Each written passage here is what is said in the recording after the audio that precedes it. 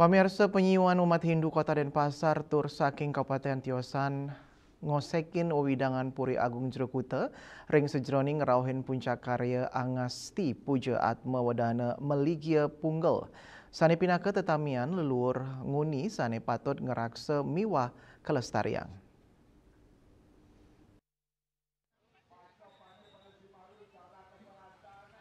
Ya diastun sabadares, para umat kepanggih kantun gegiras tur ulang ring sejeroning ngemeletin samian edan upacara.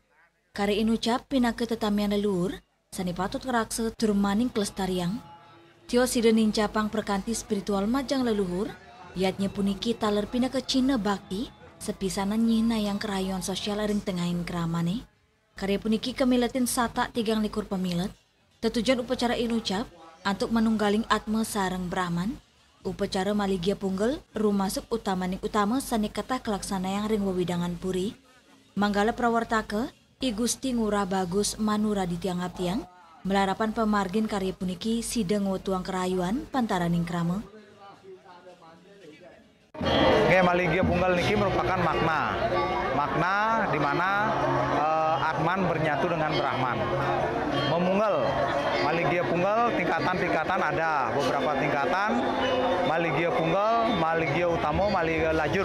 Kalau di Puri kita tetap menggunakan memunggal, yaitu tingkatan para Puri. Itu pada umumnya. Dengan ini harapan terciptanya keharmonisan, terutama kepada masyarakat, kepada halayak ramai, luas, kepada masyarakat, saudara-saudara kita di sini tentunya yang utama adalah khususnya di desa dan kota Denpasar pada umumnya. Jika terjadi hujan pada saat upacara besar itu merupakan suatu berkah. Suatu berkah. Kita mengucapkan terima kasih kepada beliau karena memberkahi hujan. Niki mulai kita yang namanya dimulat sarire. Kita diberikan berkah hujan. Berkah itu merupakan doa bagi kita semua demi kelancaran acara. Puncak karya sane kelaksana yang sampun ngawet gala semeng, antuk ngemargiang mepurwo daksina. Sedurungnya nih, taler sampun kemargiang dan upacara nganget don bingin, miwa mepet ngiterin wewidangan desa. Andika Bali TV.